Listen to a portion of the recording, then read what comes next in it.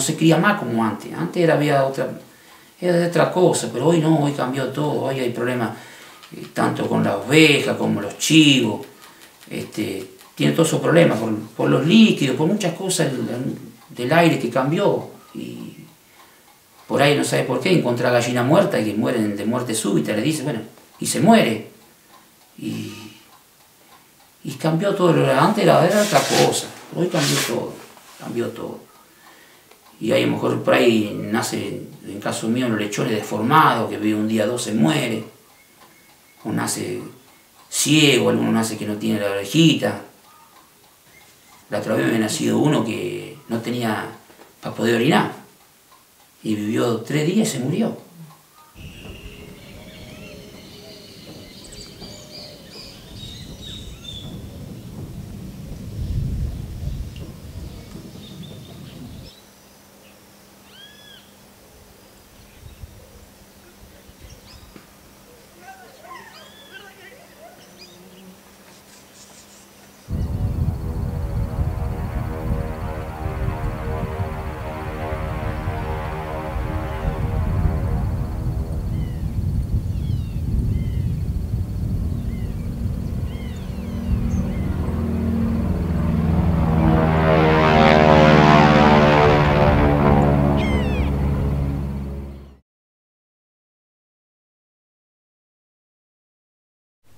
Histoire de la Plaine, c'est le 2e film que je tourne en Argentine. J'ai une très longue histoire avec ce pays, j'y vais depuis 15 ans, presque tous les ans. J'adore ce pays, j'adore la ville de Buenos Aires.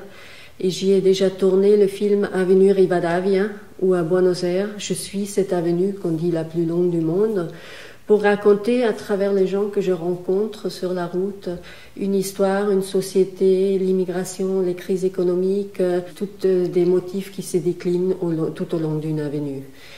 J'ai tourné ce film en 2010 et cette année-là, en 2010, j'ai entendu parler partout de soja. Je voulais en savoir plus, je commençais à parler avec les gens, à lire, à faire des recherches et j'ai découvert un véritable désastre écologique, sanitaire et économique. Parce que le soja transgénique en Argentine a balayé toutes les autres cultures. Les vaches ont déserté les champs et désormais toutes les surfaces agricoles étaient couvertes d'un tapis uniforme de soja transgénique. Donc quand j'ai découvert ça, c'est devenu vraiment une nécessité d'en parler, de faire un film. Et j'ai découvert donc au fil de mes recherches un tout petit hameau dans la province de Santa Fe, au centre névralgique de la production du soja, où il reste aujourd'hui un petit bar qui est le même depuis 60 ans, qui n'a pas changé, une école rurale avec 10 élèves et 3 habitants. Tous les autres habitants sont partis parce que le soja nécessite très peu de main-d'œuvre.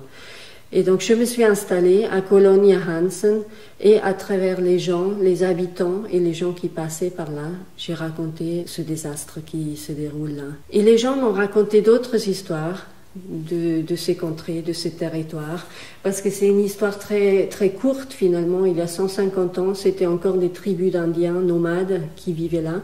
Et donc sous cette couche de soja transgénique, j'ai commencé à déterrer d'autres histoires du passé. Le film, il est tourné, le montage image est fait, mais il nous manque aujourd'hui les moyens pour les terminer, donc de faire le montage son, le mixage et l'étalonnage, et pour pouvoir le sortir l'année prochaine en salle.